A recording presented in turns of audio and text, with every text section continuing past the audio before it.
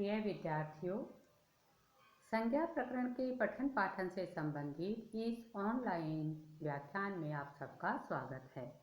इस व्याख्यान में हम संज्ञा प्रकरण के मुख नासिकावचनोनुनासिकः सूत्र से पढ़ना प्रारंभ करेंगे। पढ़ते हैं सूत्र एवं इसकी व्याख्या।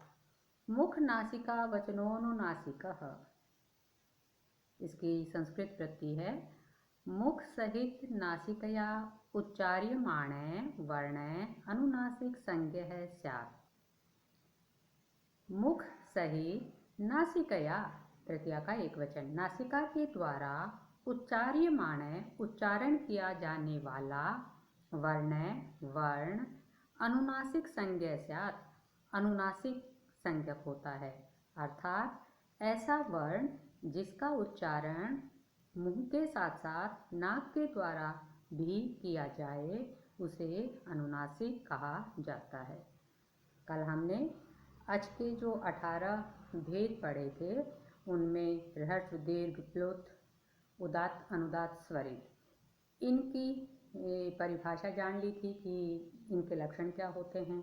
किंतु अंत में जो 2 भेद पढ़े थे अनुनासिक और अननुनासिक, उनके लक्षण नहीं किए गए थे। तो यहाँ इस सूत्र में लक्षण किया गया कि अनुनासिक क्या होता है। तो हमने जाना अनुनासिक वह वर्ण होता है जिसका उच्चारण मुख के साथ साथ नाक के द्वारा भी किया जाता है, और जो अननुनासिक है वह इसका विपरीत हो जाएगा। अतः स्वतः ही समझ आ जाता है कि जो अनुनासिक नहीं होता उसे अननुनासिक कहा जाता है, इसलिए पृथक से उसका लक्षण नहीं किया गया। अब आगे बताते हैं कि यहाँ तक जो अच के 18 भेद किए गए तो वे सभी अच वर्णों के नहीं होते। कुछ के तो 18 भेद होते हैं और कुछ जो अच वर्ण हैं उनके 12-12 भेद होते हैं। क्यों होते हैं, कारण सहित इसका आगे वर्णन किया जा रहा है। तदित्थम, यह स्वर भेद कुछ इस प्रकार से है कि अ इ उ रि एषां वर्णानां प्रत्येकम 18 भेदा। अ इ उ तथा रि, इन वर्णों के तो प्रत्येक के 18 भेद होते हैं। लृ वर्ण से 12, लृ वर्ण के 12 भेद होते हैं। क्यों? तस्य दीर्घाभावात्, दीर्घ अभावात्, इसके दीर्घ का अभाव होने के कारण जो लृ वर्ण है इसका दीर्घ रूप नहीं होता, अतः 6 भेद कम हो जाएंगे। जो ह्रस्व के 6 भेद हैं वो रहेंगे और प्लुत के 6 भेद हैं वो रहेंगे। दीर्घ के जो 6 भेद होते हैं वे कम हो जाएंगे।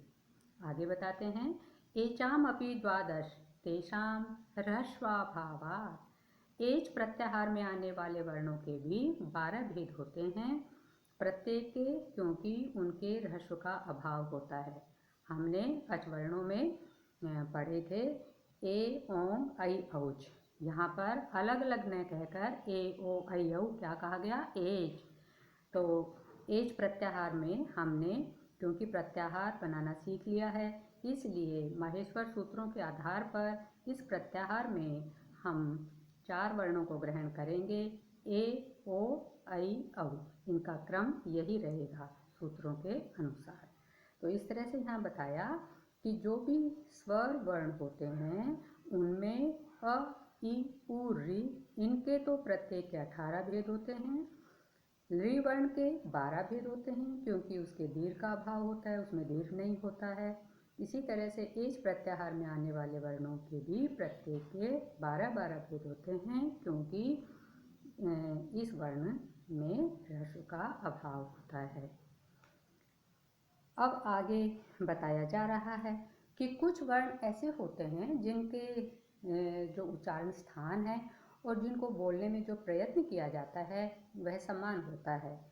तो जिनके उच्चारण स्थान और प्रयत्न समान होते हैं उनको क्या कहा जाता है, यह आगे के सूत्र में बताया जा रहा है। तुल्यास प्रयत्नम सवर्णम, नीचे वृत्ति के अनुरूप पाठ करेंगे। यहाँ पर वर्णों की सवर्ण संज्ञा की गई है, किसके आधार पर, तो समझाया जा रहा है वृत्ति में। तालवादी स्थानम आभ्यंतर प्रयत्नः च इति एतद्वयं यस्य येन तुल्यं तत् मिथः सवर्णसंज्ञं स्यात्। जिन दो वर्णों के तालु आदि स्थान आभ्यंतर प्रयत्न च और आभ्यंतर प्रयत्न एतद्वयम ये दोनों यस्य येन तुल्यम जिस वर्ण का जिसके समान हो, दोनों में किसी भी वर्ण का किसी के समान हो सकता है, तो तन्मिथः सवर्ण संज्ञम स्यात् वे दोनों परस्पर सवर्ण संज्ञक होते हैं। अर्थात ऐसे दो वर्ण जिनके तालु आदि उच्चारण स्थान और आभ्यंतर प्रयत्न समान होते हैं वे दोनों परस्पर सवर्ण कहे जाते हैं। यहाँ आगे एक छोटा वाक्य लिखा हुआ है जो कोष्ठक में है। यह वार्तिक कहा जाता है। जो अंश कोष्ठक में लिखा होता है उसे वार्तिक कहा जाता है। इसके रचनाकार कात्यायन मुनि हैं। जो कुछ कहने से शेष रह गया या जिससे कात्यायन सहमत नहीं थे, तो उनके बारे में अलग से जो नियम मुनि कात्यायन ने बनाए उनको वार्तिक कहा जाता है। तो वार्तिक में यह बात बताई गई कि ऋ वर्णयोर मिथः सावर्ण्यम वाच्यम। ऋ वर्णयो हो कि ऋ और लृ इन दो वर्णों का भी सावर्णम वाच्यम सावर्ण्य कहा जाना चाहिए। ऐसा क्यों कहा? क्योंकि यह इस सूत्र के अनुसार तो नहीं होता, क्योंकि सूत्र तो केवल कह रहा है कि जिनका जो है जिनके उच्चारण स्थान और आभ्यंतर जो प्रयत्न है वो समान होते हैं वही सवर्ण होते हैं। यहाँ पर कहा गया कि नहीं, इन दोनों को भी सवर्ण समझा जाना चाहिए। यहाँ पर इसीलिए यह अपवाद के रूप में आया क्योंकि इन दोनों की जो स्थान भिन्नता होती है, उनके उच्चारण स्थान भिन्न भिन्न होते हैं। तो यहाँ पर वार्तिक में बताया गया कि यद्यपि ऋकार और लिकार इन दो वर्णों के उच्चारण स्थान भिन्न होते हैं किंतु फिर भी ये परस्पर सवर्ण कहे जाते हैं। अब हम यह कैसे समझेंगे कि किन किन वर्णों के उच्चारण स्थान समान होते हैं? यह हमें तभी ज्ञात हो सकता है जब हमें उन वर्णों के उच्चारण स्थानों का और प्रयत्नों का पता हो। तो क्रमशः अब इनका वर्णन आगे किया जा रहा है। पहले स्थानों का कथन करेंगे, कौन कौन से वर्ण का क्या क्या उच्चारण स्थान होता है पढ़ते हैं आगे। ये छोटे छोटे वाक्य दिए गए हैं, इनको हम इसी रूप में भी संस्कृत में याद कर सकते हैं। पहले दिया गया है अकुह विसर्जनीयानाम कंठः। अ कु है और विसर्जनीय, इनका षष्ठी का बहुवचन, इनका उच्चारण स्थान कंठ है, कंठ होता है। कु से तात्पर्य कवर्ग है। जितने भी ये जो छोटे छोटे आए हैं वर्ण उ की मात्रा वाले कु, प्रत्येक वाक्य में चू टू तू पु, ये उन पूरे वर्ग के द्योतक हैं। जैसे कु से कवर्ग, चू से चवर्ग, टू से टवर्ग, तू से तवर्ग और पु से पवर्ग। तो अब हम इस सूत्र का अर्थ करेंगे। अकार अर्थात अवर्ण, कवर्ग अर्थात क ख ग घ घ है तथा विसर्जनीय अर्थात विसर्ग, इनका उच्चारण स्थान कंठ होता है। आगे कहते हैं इचु यशानाम तालु ई च छ ज झ य श, इनका उच्चारण स्थान तालु होता है। यहाँ जो श है ये जिसको हम पहले शलगम वाला श कहते थे वो वाला श है, ये ध्यान देना है। तीन तरह के जो श हैं, श और स हैं, उनके उच्चारण स्थान अलग अलग हैं। तो ये वाला जो जिसे हम शलगम वाला श कहते थे इसका उच्चारण स्थान तालु है। आगे बताया जा रहा है ऋतु रसाणाम मूर्धा, रि ट ठ ड ढ र और श, इन वर्णों का उच्चारण स्थान मूर्धा होता है, मूर्धा होती है। ऋतु लसानाम दंता, रि त थ द ध न ल और स, पहले वाले में जिसे हम षटकोण वाला श कहते थे उसका बताया गया। अब आगे जिसे हम सपेरे वाला श कहते हैं उसके बारे में कथन किया जाएगा। तो कौन कौन से वर्ण आएंगे? रि त थ द ध न ल और स, इनका उच्चारण स्थान दंता, दांत होते हैं। दांत बहुत सारे होते हैं इसलिए बहुवचन का प्रयोग हुआ है। उपु पद्मानिया नाम ओष्ठौ, उ प फ ब भ मैं तथा उपधमानी, यहाँ पर उपू में दीर्घ उकार की मात्रा लगी है, संधि विच्छेद करेंगे तो हो जाएगा उपु उपधमानीयानाम। तो उपधमानी एक विशेष यहाँ पर शब्द आया है जिसके बारे में आगे बताया जाएगा। तो उ उपधमानीय तथा पवर प मैं, इनका उच्चारण स्थान ओष्ठ होते हैं, ओष्ठ दो होते हैं, इसलिए द्विवचन का प्रयोग यहाँ पर हुआ है। आगे बताया जा रहा है य म गण ना नाम नासिका च, य मैं गण ण और न, इन सभी वर्गों के पंचम जो अक्षर हैं इनका उच्चारण स्थान नासिका भी होता है। जैसे क्या तात्पर्य है कि मुख तो होता ही है, उसके साथ साथ नासिका भी होती है, अर्थात ये कवर्ग आदि 5 वर्णों के जो अंतिम वर्ण हैं ये मुख के साथ साथ नासिका से भी बोले जाते हैं। आगे ए दैतो हो कंठ तालु, यहाँ पर आया ए और आई, तो दो वर्ण आएंगे, कौन कौन से, ए और आई। ए तय जिसके बाद होता है उसमें केवल एक वर्ण को ग्रहण किया जाता है, ये हम बाद में पढ़ेंगे सूत्र से।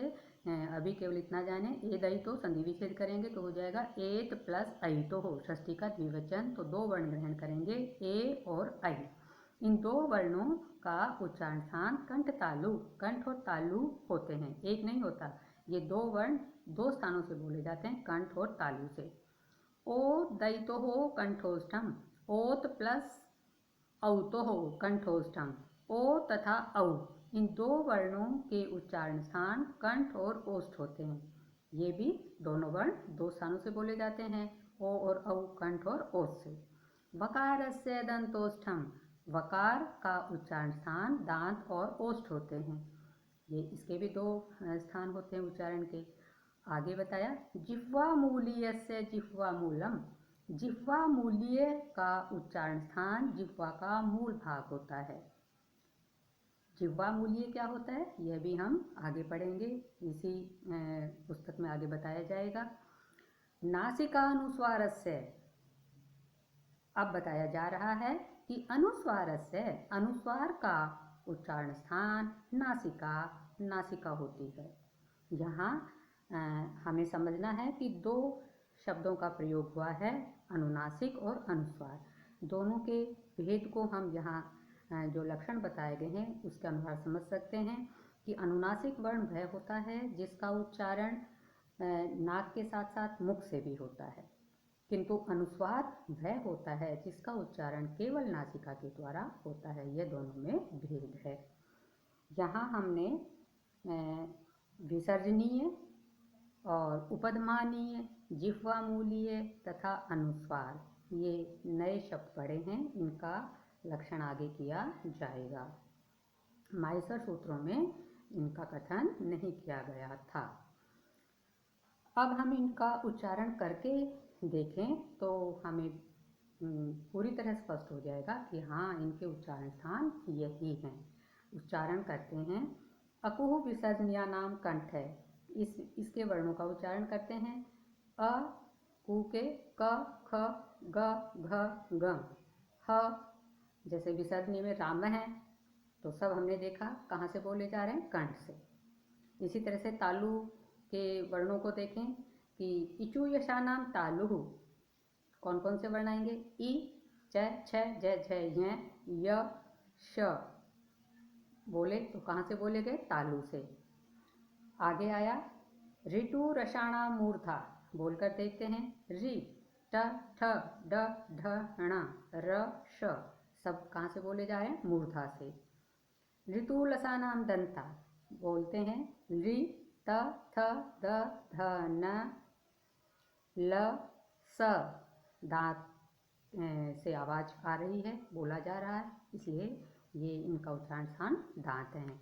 आगे उपपद्मानिया नाम ओष्ठौ, उ पैफ बै में और उपदमानी हम आगे देखेंगे, जिसके आगे प्रयोग होगा तब बोलेंगे, तो इनका उच्चारण स्थान भी क्या है, ओष्ठ हैं।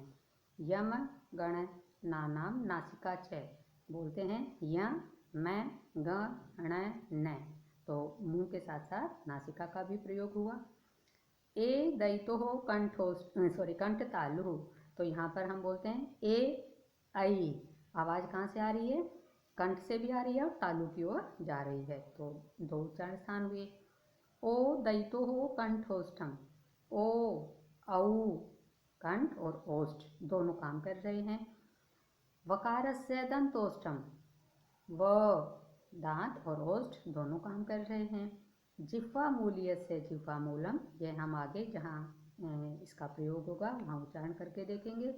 नासिका अनुस्वार से, अनुस्वार जैसे कंठ हमने बोला, तो जो वर्ण के ऊपर एक बिंदु होता है उसकी आवाज़ कहाँ से आई, नासिका से। कंठ, तो अनुस्वार का जो उच्चारण स्थान है वह नासिका है। इस तरह से हमने उच्चारण करके भी देखा कि इन वर्णों के ये उच्चारण स्थान होते हैं। आज हमने एक नई बात यह सीखी है कि अभी तक जो हम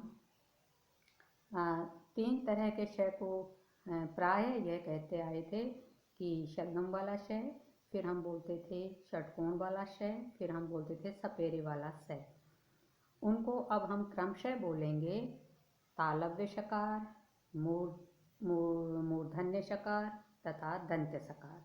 संस्कृत में आगे इनका इन्हीं नामों से प्रयोग किया जाएगा। जो शलगम वाला श है, क्योंकि वह तालु से बोला जाता है इसलिए इसको तालव्य शकार कहा जाता है। षटकोण वाला श मूर्धा से बोला जाता है इसलिए इसको मूर्धन्य शकार कहा जाता है। और सपेरे वाला स दांतों से बोला जाता है इसलिए इसको दंत्य सकार कहा जाता है। आज इतना ही।